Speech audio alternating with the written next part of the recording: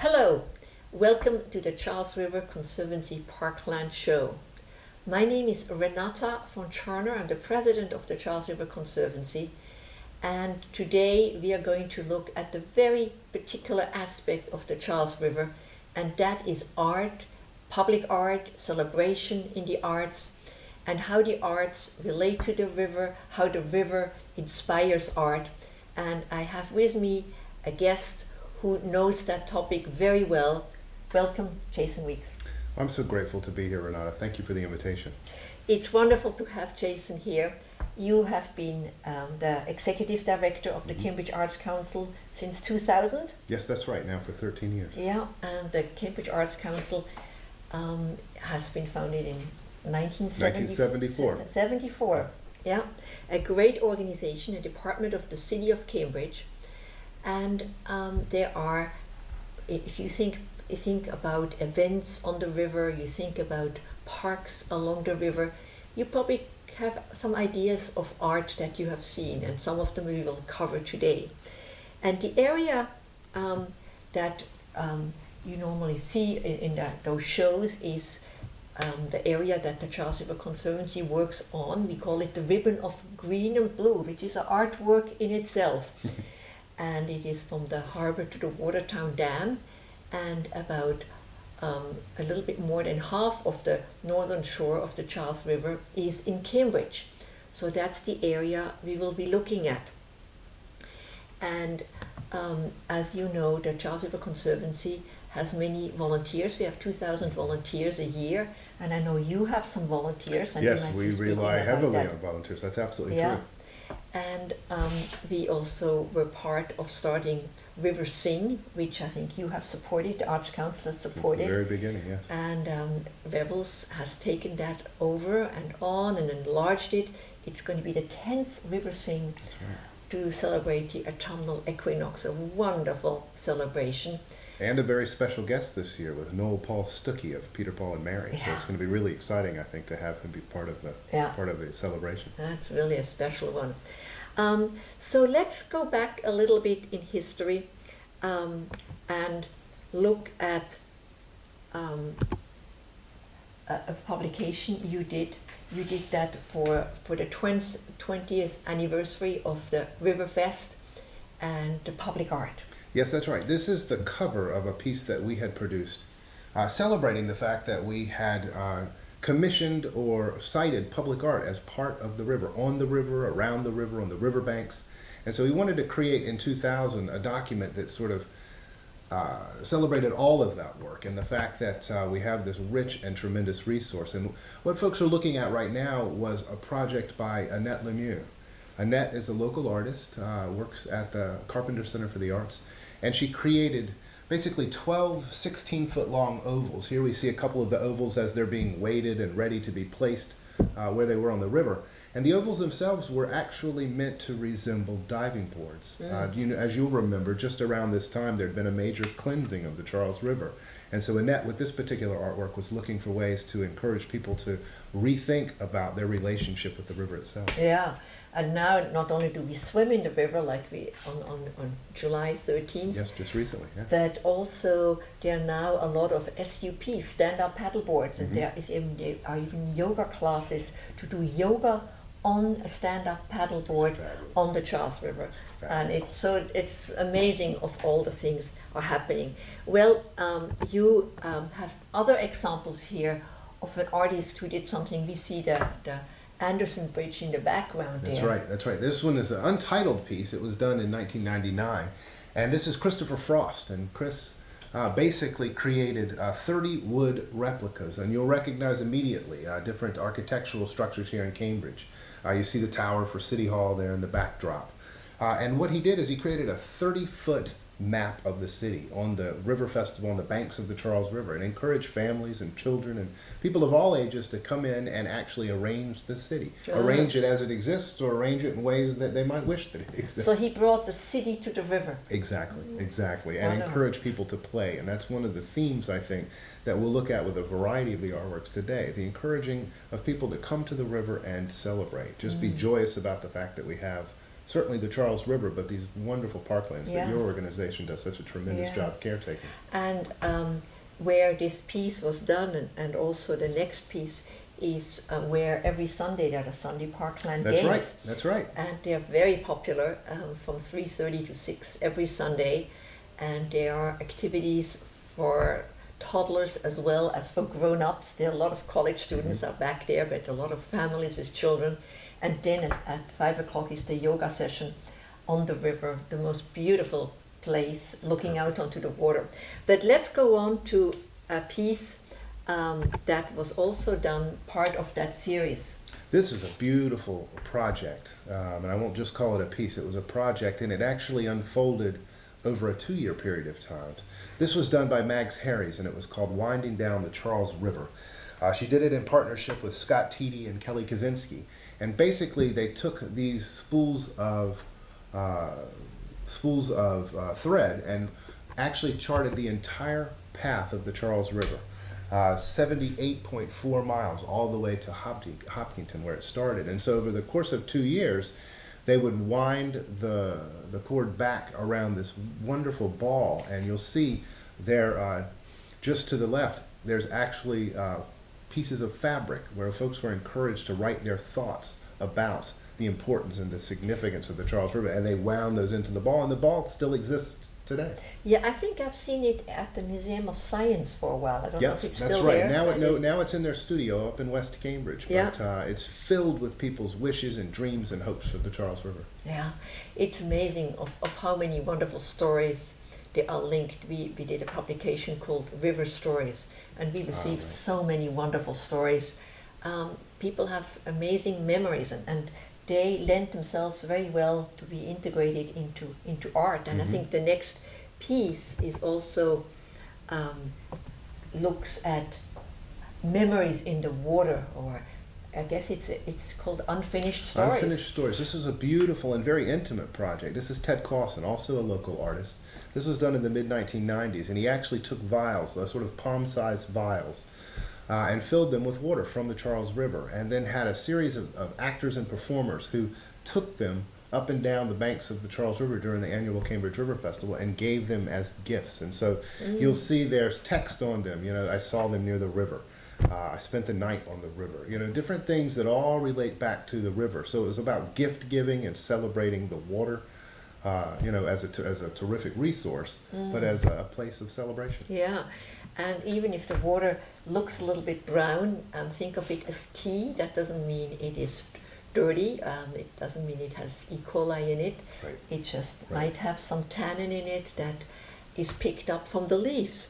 And now the next piece is a very special piece on the river, which actually uses the river water.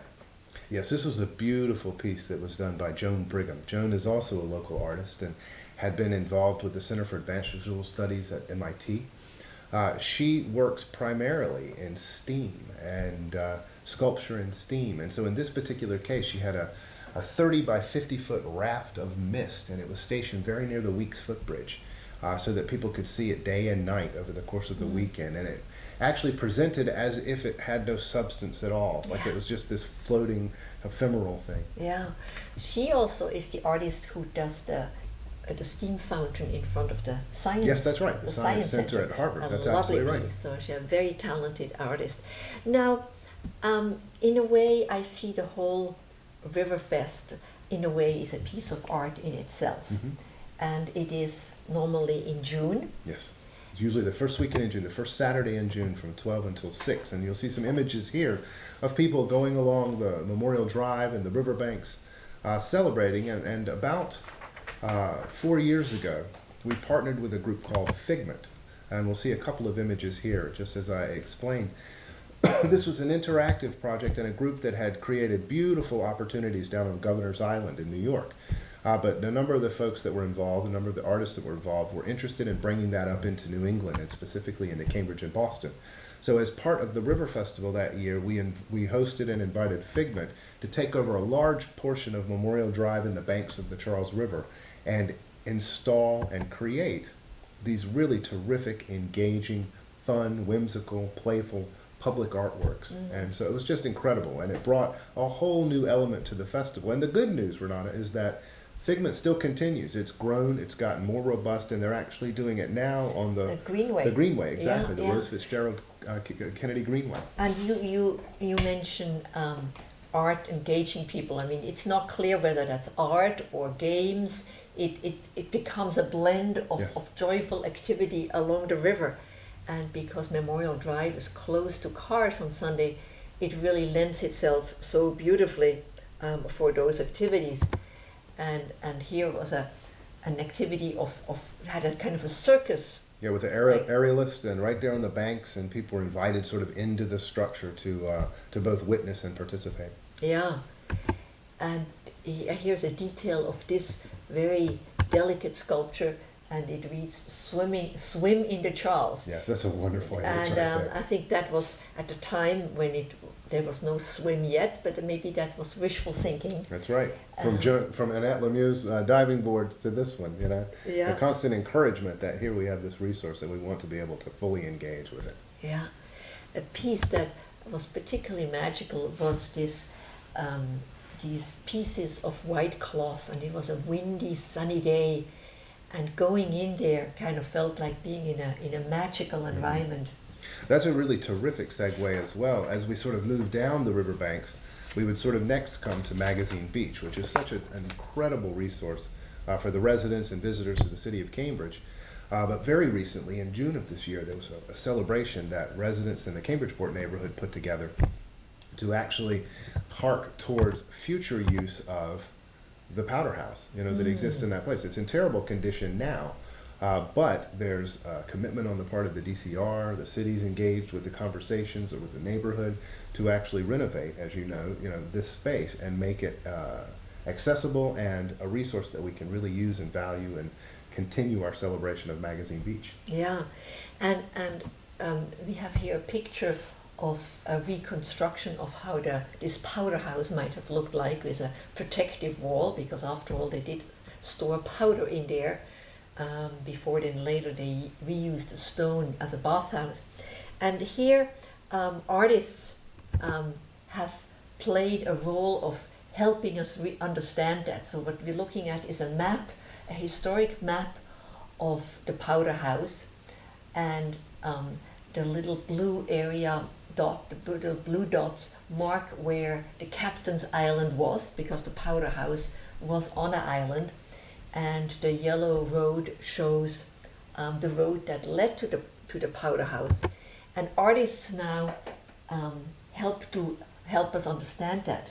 I like that you brought that up, because here you're looking at the chalking there on the turf, but we've also had artists like Ross Miller, who lives right here in Cambridge, and many years ago in the mid-1980s he actually rented a skywriting jet and used that to chart the entire path, to actually draw the path of the Charles River from Cambridge all the way to its source in Hopkinton. And it was a wonderful way, I think, to remind people that although we feel this is our proprietary about the Charles River here in Cambridge, it's a resource that belongs to all of us, and all of us, all the way down the banks on both sides and all the way to the source. And so he's done terrific work over the years to help remind us of the original shorelines, remind us of the artifacts, from the times long before we were here, for the dynamic nature of the river and our shores and the harbors. And so this was a particularly interesting one where, like winding down the Charles River that Max Harries did, where he actually charted something that we didn't see right in front of us. Because it's one thing to celebrate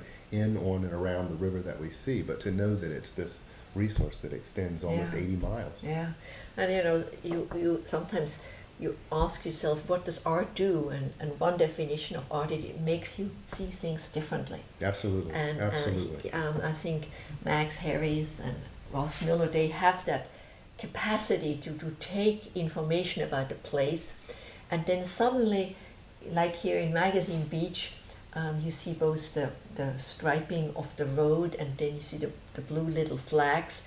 You suddenly understand history in a very different way.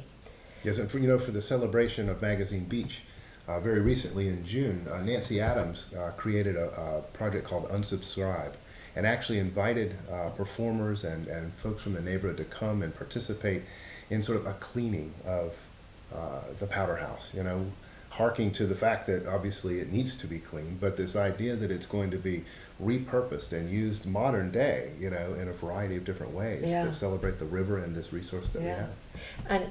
And all the women who did it, there were some girls there too, That's they right. were all dressed in white. They used feathers. So it was, in a way, a performance piece. It Yes. was a ritual to bring back this building, to give it loving care. So it was very special to see that building, you know, not being people littering it or Right. adding graffiti, but somebody giving it loving care. And so how art and historic preservation and parklands and animation of parklands, that all comes together. It really was an extraordinary experience. And we have a picture also of the interior, Oh, right, yes. and that was done by this group called Art Forming and Danielle Sauvé. And there were little speakers at the end of those nets, so you could get into that space and hear those speakers. It was a really magical experience. This building has been closed for so many years. It did have a life after it was a powder house and as a bathhouse. Right.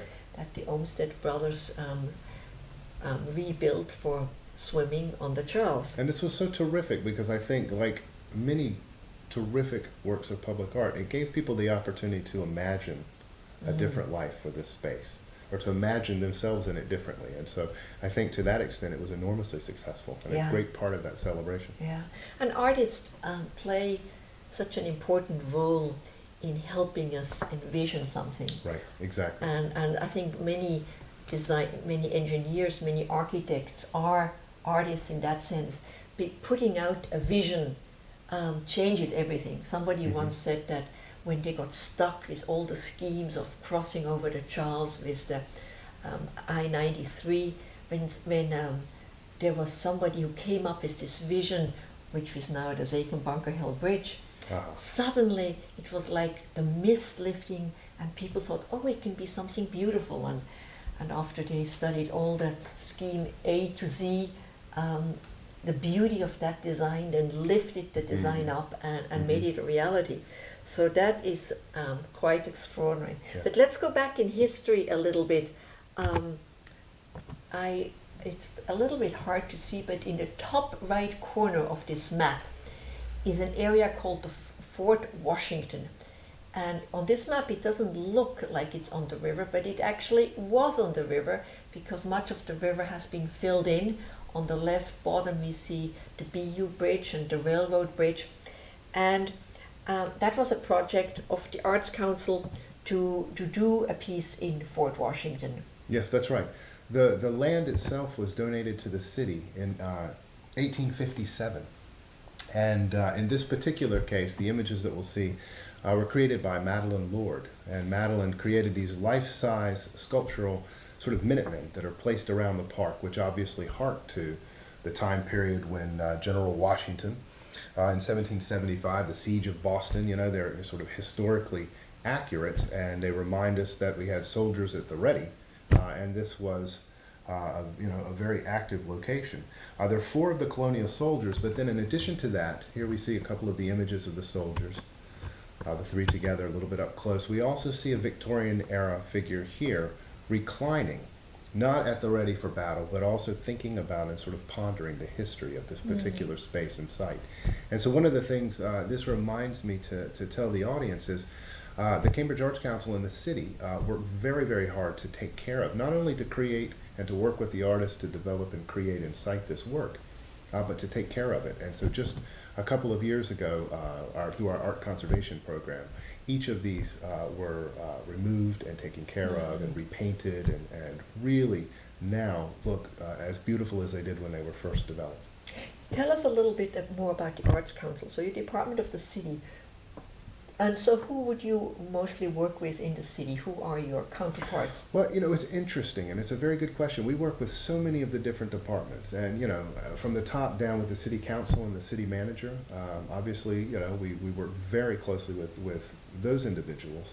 to carry out the wishes and the thinking, that's going to create the city in a valuable way. And as part of that, we commission public art when the city does capital investment. It could be a new open space, it could be a renovation to a building, it could be streetscape improvements.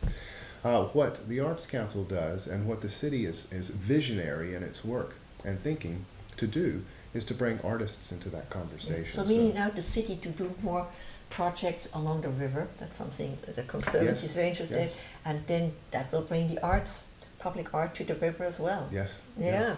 So let's go back to a celebration.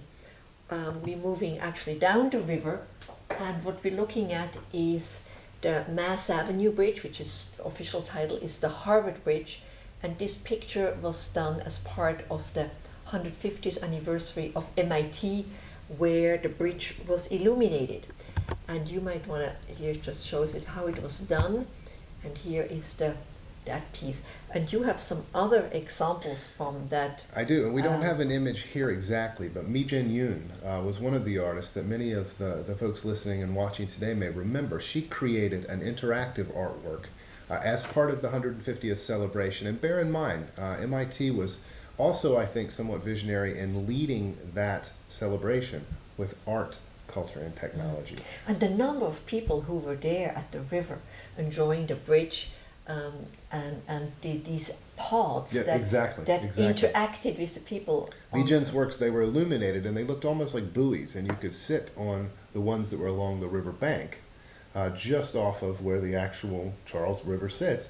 And then there were many floating buoys that had colors on the actual river. And so, as you sat on the ones that were on the bank, there were radio devices and it interacted, so you could move and you could illuminate those by your movement and the presence out on the river. So the activity on the river bank, basically connected directly to the activity that you would see and experience on the river. So it was very playful, very, I think, bright and energetic way to get people to feel playful about the relationship of land to water. And with the technology we have now, these interactive art is so much more possible. Yes, that's right. And the river, which is sometimes hard to access, there are a lot of opportunities there to do something. Yes, that's right. And LED technology allows us to activate the water in ways that we just couldn't have with the traditional circuitry that once was available to us. Yeah. So let's go further down the river to a park. This was a piece that was done also quite a while ago. It's between it's kind of upriver from the Sonesta. Yes, exactly. This is called Front Park, and if you're standing in the park, you look right out onto the Charles River, where many folks see and experience the duck boats, for instance, or right up from the Museum of Science. And this is a very early artwork in the city collection. Lloyd Hammerall created this one in 1986. It was called Gatehouse, and it spoke to the history of the city, but also framed the city from one direction as sort of these house-shaped images that lean in and create a space. And so you could stand in one arch, you could stand in the middle of it, but excuse me, no matter where you stand, you see the river and you see how it connects to the land. And so the colors were also very important. In this particular case, blue, of course, and not surprisingly connected to the seagoing past of Cambridge and the importance of the harbor and the Charles River. The red actually harked back to New England Brick Company and the clay pits in far north and west Cambridge. That resulted in the New England Brick Company and the preponderance of red brick that you see all around the city of Cambridge. And if people visit that piece of art, can they find that out, or is that's just from the artist? In this particular case, I know that we're actually doing a process now to think about sort of codifying our signage and making sure that no matter where people are, they can connect back to this information about the artworks. Because, in their best form, each and every one of these artworks talks about the history or the social context or how we experience the city today. And that's the really exciting thing. And so then the yellow is the final gate there, sort of connected to New England and fall foliage. So it's a lovely piece. Yeah. So let's go down further the river. If you haven't been in the North Point Park, and then taken over the new pedestrian bridge that goes over the railroad track into the Revere Park towards Charlestown, you haven't seen one of the best. Extraordinary. Isn't it amazing? This part of the Big Dig mitigation where the skate park is coming, and this piece here is also by Ross Miller, the illumination of that. This is the underbelly of the Zaken Bridge, which is just as beautiful as the bridge above. That's right. That's right.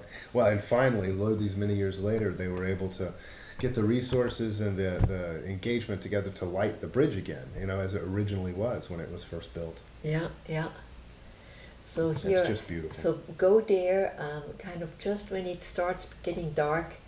You see on the left is the bridge going back to Cambridge, to North Point Park and EF, and it's absolutely a magical place. And I think it will become a kind destination. Of a destination. Absolutely. It will become a park where people want. There's also 2 great playgrounds there, great fields to play in. Well, the skate park's going to be magnificent. Yeah, I mean, it's been such a dream and an ambition, and all the great work that's gone into that from the Conservancy. It's been exciting, and the extraordinary. Cambridge Conservation Commission has given us the permission, and we have the 100% drawings. It's very exciting what's happening. Now we're coming almost to the end of our show, and we are also almost at the end of the Charles River. That's the dam, and this is a piece that has had a few different locations. The piece by Paul Matisse.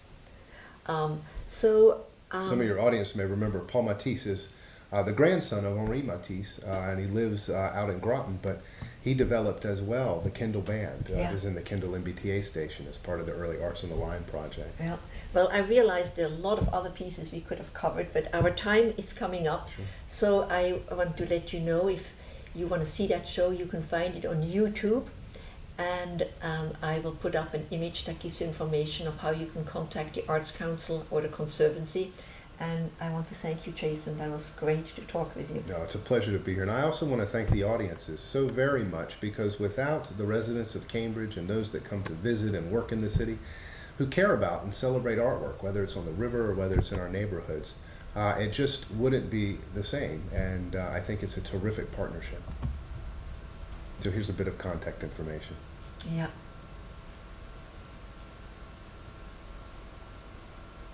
And there's your email and your website. A lot of activities also in the summer. Oh yes, yeah, we're just wrapping up our summer in the city events and getting ready to launch the opportunity for people to come to the Arts Council to submit applications for support, for financial support for projects.